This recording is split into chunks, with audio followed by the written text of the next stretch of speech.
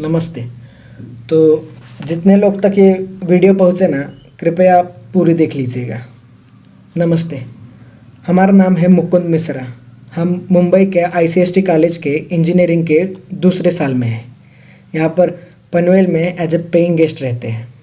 और मतलब ये हमारे ज़िंदगी का फर्स्ट वीडियो है। मतलब 19 बार रीटेक दे चुके हैं, ज़रा कॉन्फिडेंस ला रहे थे। वैसे हम यूपी से हैं। यूपी के जौनपुर ज़िले में हमारा गांव है। और हमारे पिताजी मनोहर लाल मिश्रा हमारे गांव की पाठशाला के हेडमास्टर, मतलब गांव के सबसे पढ़े लिखे आदमी। अब हमारे पिताजी ना हमें भी खुद की तरह ऐसा पढ़ा लिखा नवाब बनाना चाहते थे, इसलिए यहाँ भेज दिए।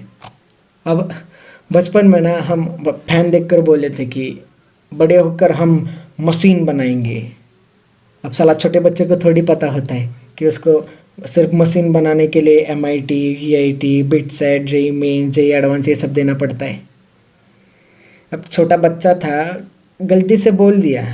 अब उसी गलती की सज़ा हम रोज़ ही काट रहे हैं। उसके बाद ना हमारे पिताजी हमको रोज़ सुबह कहते, उठ जाओ हमारे मैकेनिकल इंजीनियर, हमें गांव का कल बदलना है। पूरे गांव में ढिंडोरा पिटवा दिए थे कि हमारा बच्चा इस गांव का फर्स्ट इंजीनियर बनेगा। अब साला इस मोड़ पे पहुंच गए थे ना कि हम मना भी नहीं कर सकते थे कि पिताजी हमको इंजीनियरिंग नहीं करना। मतलब पिताजी की इज्जत चली जाती थी। हमको हमको क्रिकेट बहुत अच्छा लगता था, कहीं और ज़्यादा अच्छा ना लगने लगे इसलिए छोड़ दिए। उसके बाद हमारे पिताजी हमसे कहे कि बेटा अगर ज़िंदगी में तरक्की करनी है ना तो ये गांव के दोस्तों के साथ घूमना फिरना ये बंद कर दो। तो हम बचपन के दोस्तों के साथ घूमना फिरना भी बंद कर दिए। हमको याद है हम 10वीं का पड़ाव बहुत ही ज़ोर से पार किए थे। मतलब पूरे ज़िले में 7वें आए थे हम। और इनाम के तौर पर हमें पिताजी ये सैमसंग का फ़ोन दे दिए। हमसे कहे कि बेटा जब मैकेनिकल इंजीनियर बनोगे तब टच स्क्रीन वाला दिलाएंगे। अब जब साला मैकेनिकल इंजीनियर बनेंगे तब इनसे थोड़ी ना मांगेंगे फ़ोन, हम बर्बाद ना हो इसलिए नहीं देते। और हमको इस चीज़ से दिक्कत भी नहीं थी।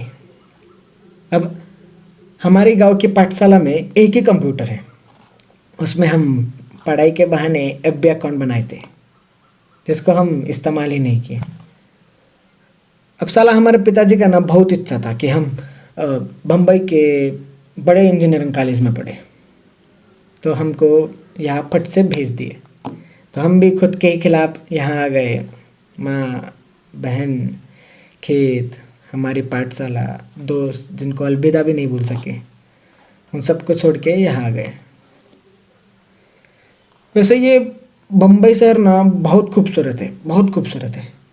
मतलब ज़्यादा घूमे नहीं है लेकिन सुना बहुत है।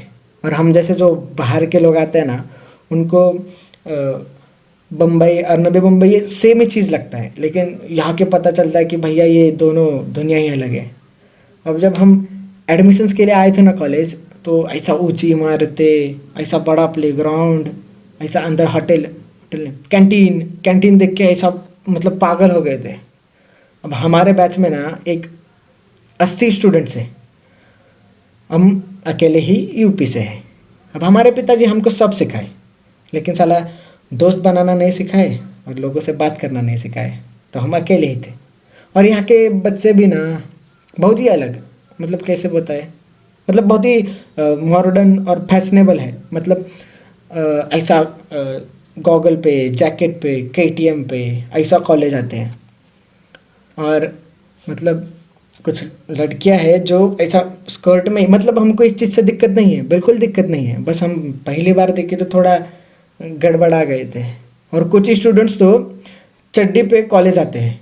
साला 1 साल के सफ़र में हम कभी हमारे पीजी के बाहर भी चड्डी पे नहीं गए।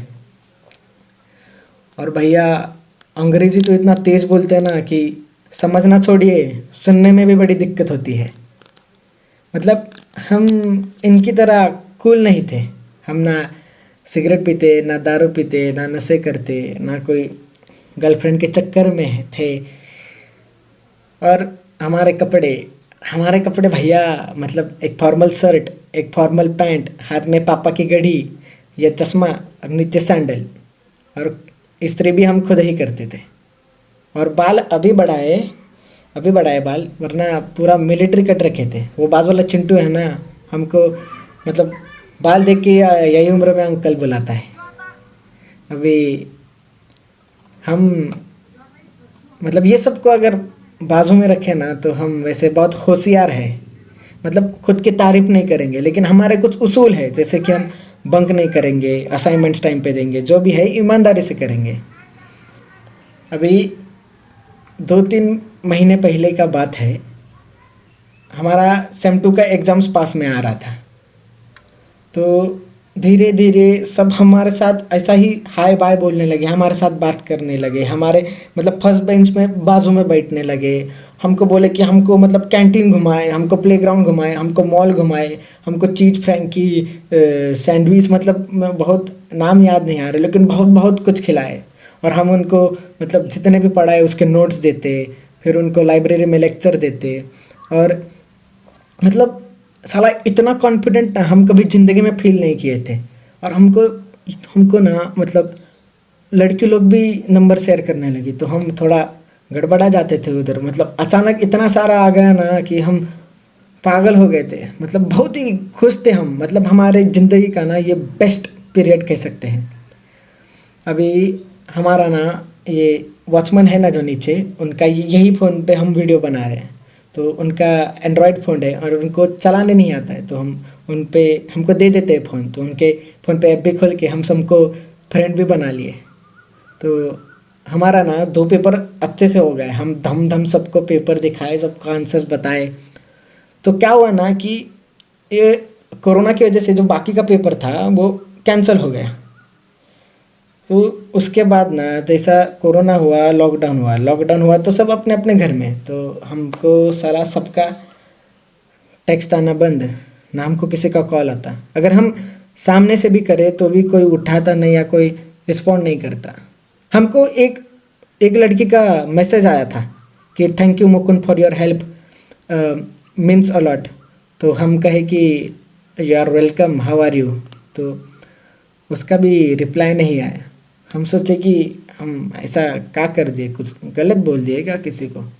अभी तो हम सोचे कि साला हम कूल बनने के लिए ना फेसबुक पर मीम्स सबको शेयर करते हैं, तो सबका रिएक्शन तो आएगा। लेकिन उधर भी कोई किसी का रिएक्शन नहीं आया। मतलब हम बहुत कोशिश कर रहे थे बात करने का।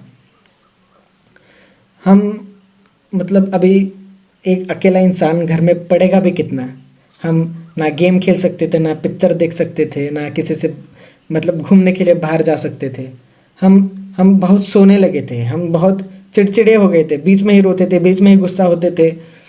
हम ज़्यादा सोने लगे थे, मतलब हमारा काबू ही खुद से हट गया था। हम मतलब अभी देखिए ना, हम जो चीज़ ज़िंदगी में नहीं कहे वो पहली बार कर रहे हैं। जैसे कि हम पहली बार वीडियो बना रहे हैं। हम पिताजी को बोलने का भी कोशिश किए कि पिताजी हमको ठीक नहीं लग रहा है, हम मतलब थोड़े गुस्सा हो रहे, थोड़े ज़्यादा रो रहे, या हम बहुत अकेला महसूस कर रहे हैं। तो हमारे पिताजी हमसे कहे कि बेटा ये ज़िंदगी का मोड़ है, ये सबके साथ होता है, हमारे साथ हुआ, तुम्हारे दादाजी के साथ हुआ, ये आएगा और चला जाएगा। हमारे पिताजी समझने की कोशिश ही नहीं की कि हम क्या कहना चाह रहे थे।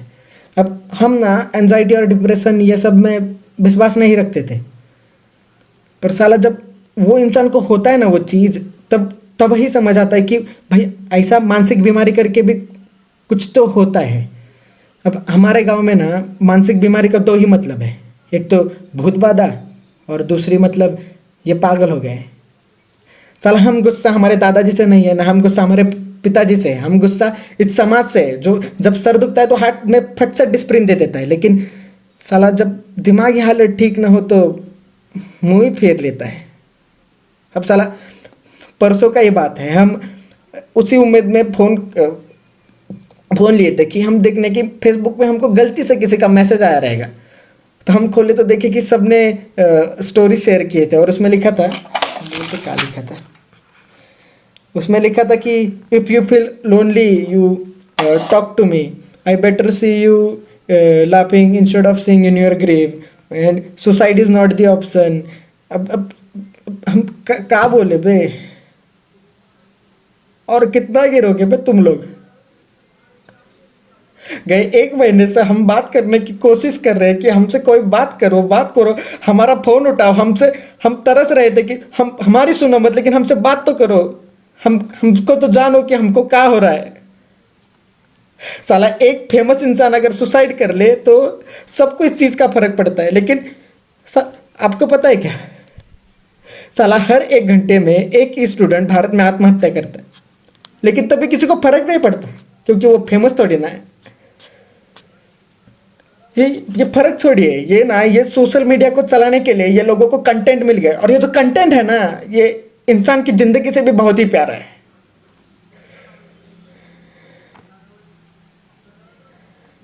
अभी 2-3 हफ्ते और गए ना, किसी को कुछ फर्क नहीं पड़ेगा, क्या एंजाइटी और क्या डिप्रेशन। साला वो दर्द ही बहुत अलग होता है जब दर्द बांटने के लिए भी कोई नहीं होता। अब हम यही कहना चाहते हैं कि अगर ये सोशल मीडिया की दुनिया से निकले और आजू बाजू देखे कि लोग रुके आपसे बात करने के लिए तरस रहे अकेले, तो उनसे बात कीजिए, उनको ऐसा मुंह मत फेरिए। अगर ये बोलते वक्त हम किसी का दिल दुखाए रहेंगे तो माफ कर दीजिएगा, हमारा उद्देश्य नहीं था। हमको सुनने के लिए आपका बहुत सारा शुक्रिया, धन्यवाद।